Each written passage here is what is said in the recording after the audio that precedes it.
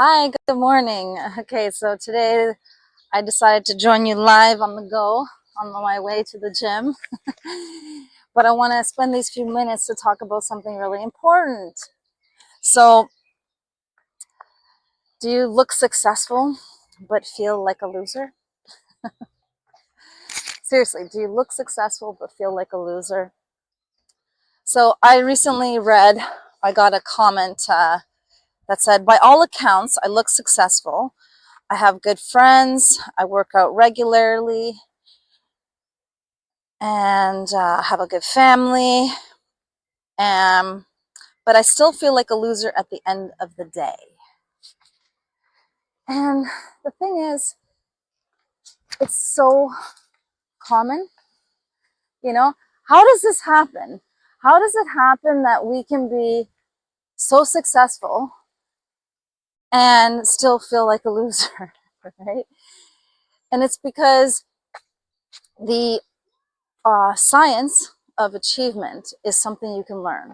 You can learn it in school, you can learn it in university, you can learn it online, how to make money, how to start a business, how to grow a business, how to do a lot of things, right?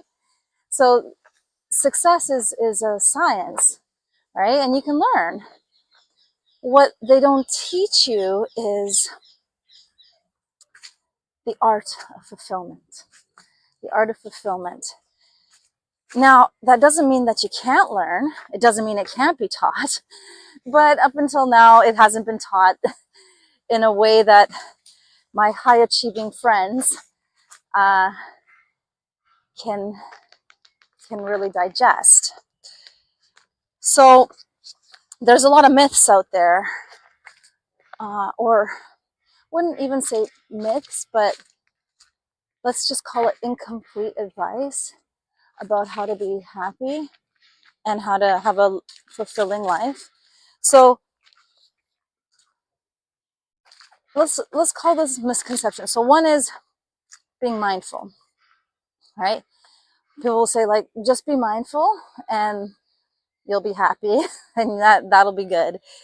And it's true that if you can, meditate an hour a day, which I strongly recommend, you'll be a lot happier. And it's true, if you can be more mindful in your day, you'll be a lot happier. But short of becoming a monk, this alone will likely not give you that deep life satisfaction and sense of fulfillment that you've been looking for.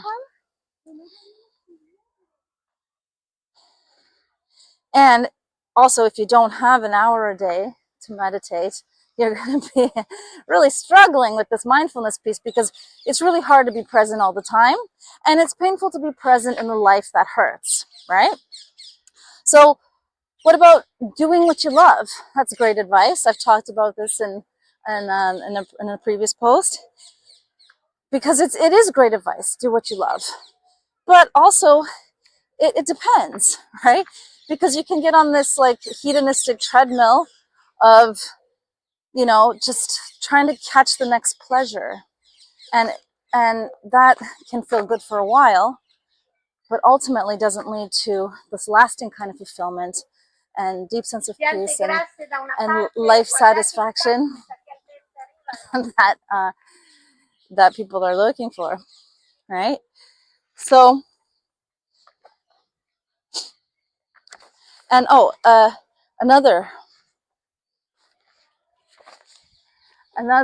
piece of advice I hear is just help people. Just go out and help people.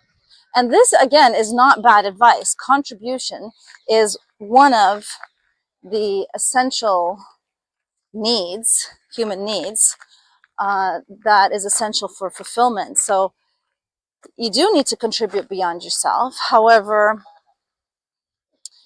depending on where you are in your life evolution, and depending on a lot of other factors in your life, while this can make you happier, and it definitely is a worthwhile pursuit, this alone is not necessarily going to give you that sense of fulfillment or the lasting deep satisfaction if some of the other elements are missing. And it depends, again, where you are in your life cycle, right? Because the younger you are, the more there's a biological drive to really fulfill your so-called potential, right? And to live into that. As you get older, it's not so much about fulfilling all that you could possibly be, but what always rings true, it is about becoming who somebody you can like, right? And somebody you can admire, somebody you're proud of. And some people might describe this as becoming who you're meant to be, right? And what that really is becoming a person that lives, that expresses, living in alignment with your values, right? So,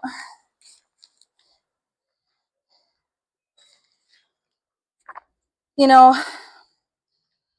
it's easy in a busy life to get caught up in daily chaos, right?